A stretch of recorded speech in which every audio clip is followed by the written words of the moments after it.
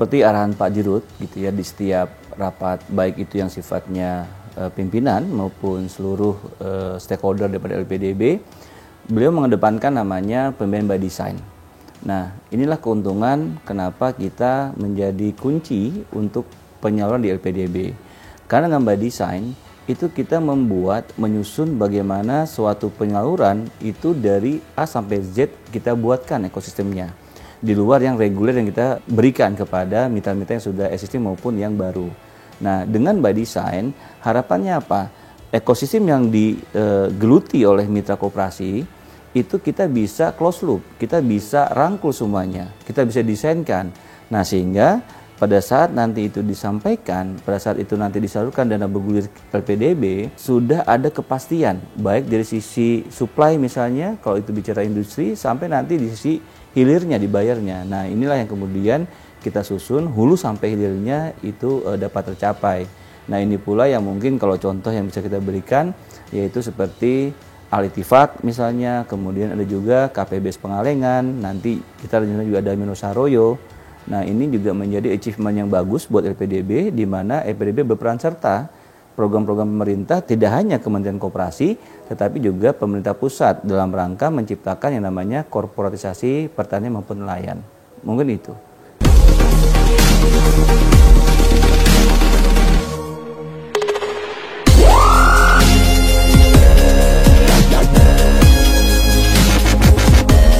Memang secara tupoksi untuk hubungan kelembagaan dan juga kajian ada di bawah Direktorat PU. Nah, sehingga ini menjadi salah satu target yang kita coba tekankan di 2022. Nah, sehingga dalam anggaran pun kita inline-kan bahwa untuk kajian dan kerjasama dengan kelembagaan itu menjadi arahan divisi, tentunya di divisi Monef dan evaluasi pengkajian untuk fokus sana. Nah, tadi sampaikan bahwa kalau dengan by design itu antara hulu sampai hilir itu akan terkoneksi. Nah, dengan kita melakukan sinergitas tidak hanya BLU tetapi juga dengan BUMN misalnya, itu menjadi closed loop yang luar biasa. Nah, strateginya adalah kita perbanyak yang namanya LPDB Network. Kita buka jejaring seluas mungkin.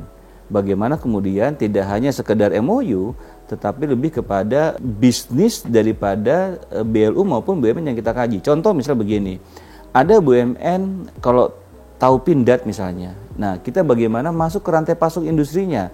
Kita menggandeng koperasi menjadi off-taker awal buat para UKM supaya bisa masuk ke rantai pasok industri di BUMN itu sendiri. Nah, contoh dengan BLU misalnya, yang sudah kita lakukan adalah dengan BLU Pendidikan misalnya dengan UNPAD.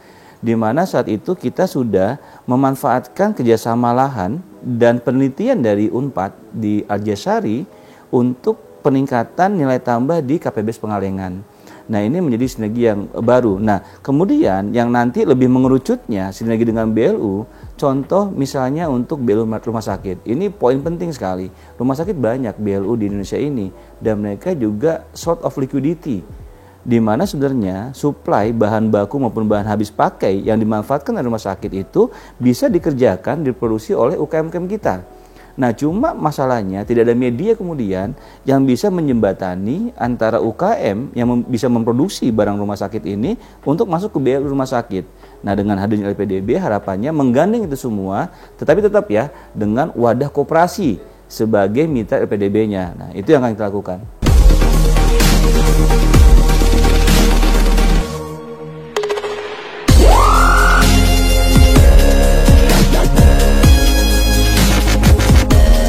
Nah, salah satu unsur utama dari by design itu adalah kita meminta kepada para mitra kita, calon-calon mitra kita itu dalam bentuk business plan. Gitu. Jadi ada beberapa tools yang kita lakukan. Nah, penguatan modal koperasi yang disyaratkan dengan business plan ini bisa menjadi salah satu roadmap bagaimana mitra kita kembangkan. Nah, disitulah titik awal kita melakukan penilaian apakah memang business plan yang diberikan oleh mitra kita kepada LPDB untuk dikaji dan dianalisa itu masuk akal. Dan berapa rupiah kemudian LPDB akan hadir, itu satu. Nah, yang kedua tentu saja kita secara internal harus ada improvement dari segi kompetensinya. Yaitu apa? Bahwa kita ditargetkan sektor real lebih tahun ini dibandingkan sebelumnya itu membutuhkan kompetensi SDM yang luar biasa. Nah, pengembangan kompetensi SDM ini diikuti dengan tools analisa risiko ataupun dengan RAC misalnya, risiko acceptance kriteria, itu kita lakukan terus-menerus. Ini yang disebut dengan yang Pak Dirut sampaikan bahwa organization development harus dikembangkan, di mana juga tentu model-model pengembangannya nanti dari pihak Diruhu yang akan memberikan sentuhan lebih bagus gitu.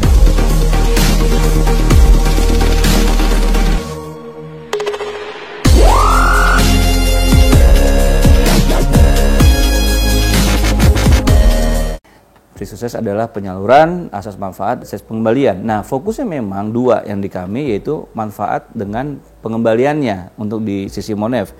Nah, tentu dalam sisi monitoring itu dilakukan tidak hanya sifatnya compliance atau kepatuhan terhadap SP3 yang sudah disepakati antara mitra dengan LPDB, tetapi lebih kepada bagaimana satu, ada early warning signal yang didapat oleh tim Monef terhadap kondisi keuangan maupun usaha si mitra itu. Nah, ini harus dibangun dalam bentuk sistem. Ini kemudian nanti kita dengan teman-teman dari TSI, dengan teman-teman dari IT ngebangun untuk dashboard Monef. Sehingga apa harapannya? Nah, tinggal kami masih berharap bahwa ada keberpihakan dari mitra untuk mau men-sharing data mereka secara internal. Kenapa? Karena data itu menjadi salah satu fungsi pendampingan yang bisa kita lakukan. Nah, ini yang kemudian kita harapkan bahwa manfaat dana bergulir itu tepat sasaran. Contoh misalnya, kalau kita memberikan kepada simpan pinjam, itu kan sebenarnya bukan simpan pinjamnya, tetapi kepada mitra anggota si simpan pinjamnya, end usernya. Contoh misalnya di Tamsis. Tamsis itu ada satu wilayah gitu ya, di daerah Wonosobo sana, petani kentang, punya 50 hektar. Nah, itu yang kita sasar. Bahwa kalau data itu kita dapat, kita capture, sehingga LPDB sanggup untuk memberikan dampingan maupun malah mungkin dengan inkubasi. Sehingga petani kentang akan berkembang mendapatkan off-taker-nya. Nah, tadi kembali kepada yang awal, bahwa ada LPDB network, petani kentang ini kita carikan off-taker di hilir Tani Hub misalnya. Nah, ini yang kita lakukan, itu satu. Nah, yang kedua, bahwa untuk melakukan pendampingan, itu harus ada engagement antara officer kita, para petugas LPDB nih, ini sama tim dari Kepala Divisi MEP sudah dilakukan yang namanya desk call. Setiap petugas monitoring itu satu hari diwajibkan minimal dua desk call kepada 2 mitra. Kenapa tujuannya? Ada engagement. Saya bilang yang penting kalian say hello aja. Sehingga kalau nanti mitra itu ada masalah di internalnya, dia ingat, oh iya saya ada LPDB nih. Gitu. Nah, itulah kemudian saya pikir salah satu tagline Pak Dirut bahwa LPDB itu murah, ramah dan mudah harus segera diaktualisasikan. Nah, modelnya itu harus monitoring dan evaluasi itu sifatnya bukan pemeriksa, tapi mitra. Nah, kalau mitra kayak kita orang pacaran lah, kalau nggak ditelepon sekalipun kangen. Nah, itu yang saya mau ciptakan. Petugas Monef harus tuh everyday, karena apa orang Jawa bilang, weting tresno jalan suka kulino ya. Jadi karena biasa ditelepon setiap hari dan disehelokan, mereka tahu saat ada problem, mereka sudah bisa telepon ke teman-teman. Nah, itu engagement yang kita buat.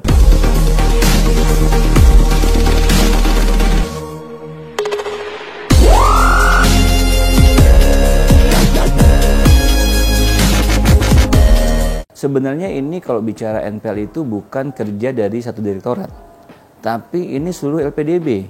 Kenapa begitu? Karena dari sisi awal di baik bisnis maupun PBS, mereka solusi itu bagus nih.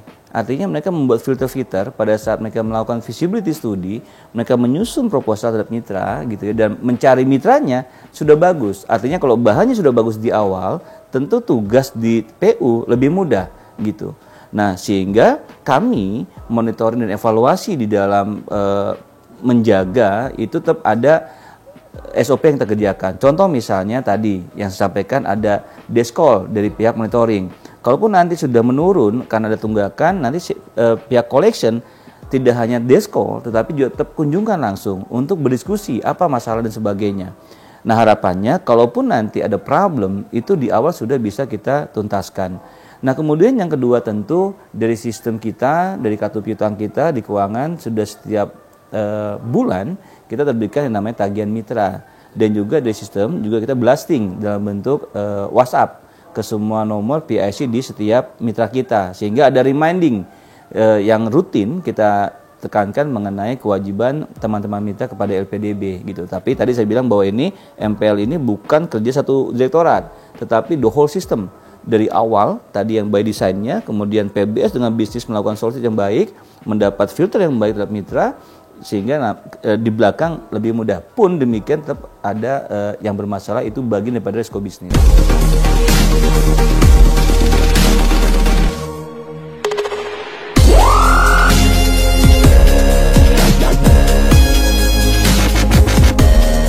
Mengacu kepada dua peraturan menteri. Yang pertama tentu Kementerian Teknis, peraturan menteri koperasi kita gitu ya, dan yang kedua tentu juga dari PMK. Nah, di mana dalam pelaksanaannya pun kita harus ke sana arahnya, karena itu regulasi yang harus kita patuhi. Walaupun dalam tatanan bisnis penanganan bermasalah itu kita ada dua, yaitu pemetaan dan action plan-nya.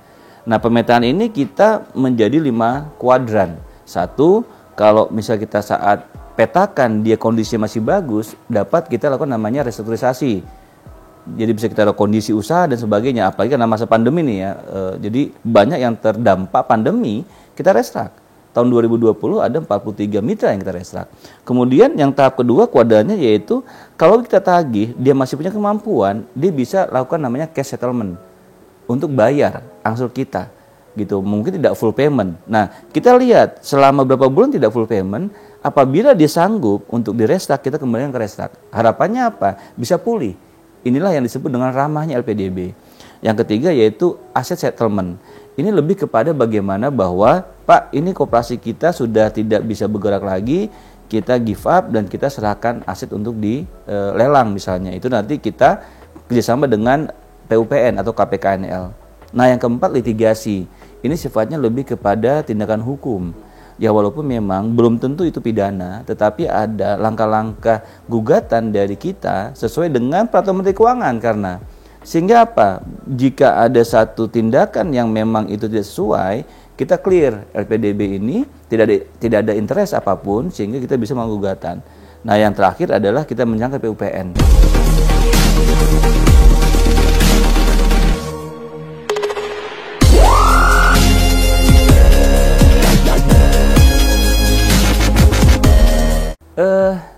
Ini bagusnya begini, LPDB itu secara demografi karyawan saya pikir sudah banyak yang milenial dibandingkan kolonial gitu. Direksinya pun ada satu, mungkin Pak Ari saya anggap milenial gitu dengan usianya dia gitu. Jadi ini luar biasa bagus. Nah, sehingga kami akan bilang bahwa secara umum LPDB ini udah melek digital. Nah, sehingga kalau kita semua melek digital dan semua mampu untuk go digital, ada dua hal yang harus kita waspadai. Yang pertama adalah tata kelolanya. Sehingga yang harus kita atur, ini tata kelolanya di digitalnya mau seperti apa. Baik urusan data kita, proses bisnis dan sebagainya. Nah, ini roadmap IT sudah kita bangun, sudah kita siapkan. Salah satu nanti akan kita bentuk yang namanya steering committee. Nah, steering committee menjadi salah satu nahkoda untuk arah bagaimana digital dibangun. Nah, yang kedua yaitu tentu IT security-nya. Pada saat teman-teman melakukan akses digital kepada data dan semua storage kita, ini kan security menjadi isu. Itu jangan sampai nanti kemudian ada breach, ada tembusan terhadap atau ada hacker yang bisa masuk ke data-data kita.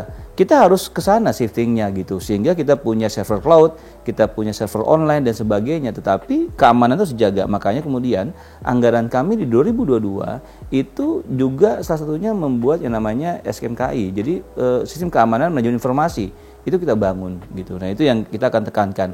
Kebetulan minggu ini juga kita akan ada semacam RDK, kita mengundang 2 tenaga IT consultant, satu itu di roadmap IT-nya mau seperti apa, kita akan tegaskan untuk priority. Kemudian yang kedua kita undang untuk security IT consultant. Kita akan coba untuk melakukan namanya pen test gitu ya, dan juga tes jaringan. Apakah bisa dari luar masuk ke dalam server kita. Nah, ini yang kita akan mencoba lakukan. Nah, itu bagian daripada mitigasi kita. Nah, yang terakhir tentu kita ada yang namanya DRC, jadi disaster recovery plan kita mau seperti apa. Karena begini, mungkin kita memahami berita pernah ada kejadian data gudang IT terbakar, itu hilang. gitu. Ada kejadian mungkin di satu lembaga juga, lembaga negara juga di penyaluran itu sama hilang. Nah ini yang saya bilang kita harus ngebangun. Memang cukup mahal investasinya. Ini kan kami ajukan anggaran untuk 2023. Harus ada. Jangan sampai tidak. Yang lokasinya tentu berbeda dengan lokasi kantor LPDB. Dia offset daripada LPDB sehingga kalaupun ada apa-apa terjadi kita punya backup di disaster itu gitu.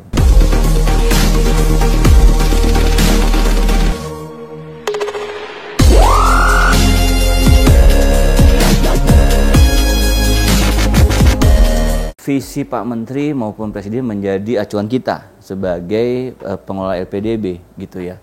Nah, jelas sekali salah satu mandatnya Pak Menteri adalah LPDB harus berubah. Tagline yang dibuat oleh Pak Dirut itu simpel sekali. Mudah sekali dimengerti, yaitu LPDB murah, mudah dan ramah. Nah, ini harus kita ejawantahkan bagaimana kemudian tidak hanya bagaimana penyaluran, tetapi budayanya. Nah ini yang saya ingin coba bangun, ini sama-sama kita bangun. Dengan Dirut kita diskusi bahwa pengembangan organisasi itu penting. Membuat talent-talent scouting yang bagus untuk menjadi next LPDB itu penting. Nah sehingga harapannya apa? LPDB tidak hanya menyalurkan dana Buguri dalam konteks kementerian yang notabene menjadi orang birokrat, tetapi harus menjadi organisasi yang sangat lean, yang sangat fleksibel, yang orangnya juga milenial, mengikuti perkembangan. Nah sehingga LPDB akan menjadi sandaran koperasi untuk menjadi mitranya gitu, bahwa kalau ada problem koperasi ingatnya LPDB. Nah kepada koperasi sendiri tentu ini kan ekosistem yang luar biasa, tantangannya berat sekali. Tidak semua masyarakat kita memahami koperasi gitu, padahal Kementerian Koperasi jelas bagaimana kita mengkoperasikan masyarakat dan memasyarakatkan koperasi. Salah satu yang memang menjadi usulan kita waktu itu di pertemuan dengan Pak Menteri di Rapim adalah bagaimana ada munculkan youth cooperative, para anak muda yang mau bergabung di koperasi. Either itu dalam bentuk startup entrepreneur, pengusaha-pengusaha startup, maupun untuk yang sifatnya sektorial. Silakan bergabung. Toh sekarang LPDB membuat wing baru yang luar biasa yang namanya inkubator. Ini bisa menjadi jembatan untuk bagaimana, karena inkubator ini kan fungsinya tidak hanya menginkubasi mitra kita, tetapi juga menjadi wadah untuk menciptakan entrepreneur. Nah ini yang harus kita manfaatkan. Nah itu udah menjadi salah satu mandat dari Permenkop kami kan, di Permen nomor 4 itu, nomor 2020. Nah ini yang saya harapkan koperasi itu berubah wujud. Bukan pengurus senior, kolonial, tetapi anak-anak muda ini banyak yang udah mau bergerak ke sana. Nah ini yang kita hembuskan, yang kita viralkan. Harapannya apa? Mereka benar-benar anak muda yang memang memiliki passion. Ingat loh, anak muda itu orang-orang yang kolaboratif. Mereka tuh jarang sekali soliter. Orang-orang kayak zaman kami tuh masih maunya single fighter, maunya tampil sendiri. Nah anak muda enggak gitu. Anak sekarang tuh milenial, mereka memang orangnya mau sinergi, mau kolaboratif. Ada wadahnya koperasi gitu loh. Ini yang saya harapkan nanti ke sana koperasi, sehingga LPDB dan koperasi sinergi di situ. LPDB-nya milenial dengan segala macam improvisasi, nah kooperatifnya pun sama, berkembang menjadi andalan ekonomi di bangsa kita, karena demografi Indonesia 62% adalah anak muda.